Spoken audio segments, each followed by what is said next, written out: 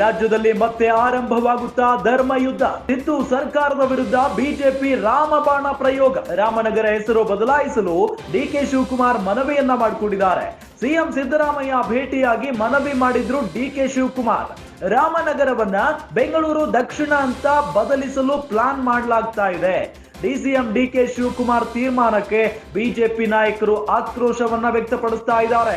ರಾಮನಗರದಲ್ಲಿ ರಾಮನಿದ್ದಾನೆ ಎಂಬ ದ್ವೇಷ ಇರಬೇಕು, ಕಾಂಗ್ರೆಸ್ಗೆ ರಾಮನ ಮೇಲೆ ದ್ವೇಷ ಇರಬೇಕು ಅಂತ ಅಶೋಕ್ ಮಾತನಾಡಿದ್ದಾರೆ.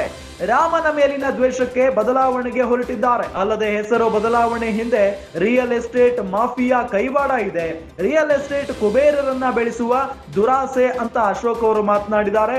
ರಾಜ್ಯ ಸರ್ಕಾರದ ವಿರುದ್ಧ ವಿಪಕ್ಷ ನಾಯಕ ಆರ್ ಅಶೋಕ್ ವಾಗ್ದಾಳಿ ನಡೆಸಿದ್ದಾರೆ.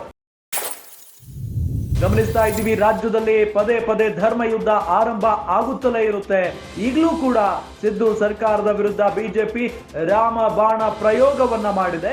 ರಾಮನಗರ ಹೆಸರು ಬದಲಾಯಿಸುವುದಕ್ಕೆ ಡಿಕೆಶಿ ಅವರು ಸಿದ್ದರಾಮಯ್ಯ ಅವರನ್ನ ಭೇಟಿ ಮಾಡಿ ಮನವಿಯನ್ನ ಮಾಡಿಕೊಂಡಿದ್ರು. ರಾಮನಗರವನ್ನ ಬೆಂಗಳೂರು ದಕ್ಷಿಣ ಅಂತ ಹೇಳಿ ಹೆಸರು ಬದಲಾಯಿಸಬೇಕು ಅಂತ ಹೇಳಿ ಪ್ಲಾನ್ ನಡೀತಾ ಇದೆ. ಡಿಸಿಎಂ ಡಿಕೆ ಶಿವಕುಮಾರ್ ತೀರ್ಮಾನಕ್ಕೆ ಬಿಜೆಪಿ ಆಕ್ರೋಶವನ್ನ ವ್ಯಕ್ತಪಡಿಸ್ತಾ ಇದೆ. ರಾಮನಗರದಲ್ಲಿ ರಾಮನಿದಾನೆ ಎಂಬ ದ್ವೇಷ ಇರಬೇಕು, ಕಾಂಗ್ರೆಸ್ಗೆ ರಾಮನ ಮೇಲೆ ದ್ವೇಷ ಇರಬೇಕು ಅಂತ ಹೇಳಿ ಆರ್ ಅಶೋಕ್ ಆಕ್ರೋಶವನ್ನ ವ್ಯಕ್ತಪಡಿಸಿದ್ದಾರೆ. ಈ ಮುಖೇನ ಮತ್ತೊಮ್ಮೆ ಧರ್ಮ ಯುದ್ಧಕ್ಕೆ ನಾಂದಿ ಹಾಡ್ತಾರ ಬಿಜೆಪಿಯವರು ಅನ್ನೋ ಪ್ರಶ್ನೆ ಮೂಡ್ತಾ ಇದೆ.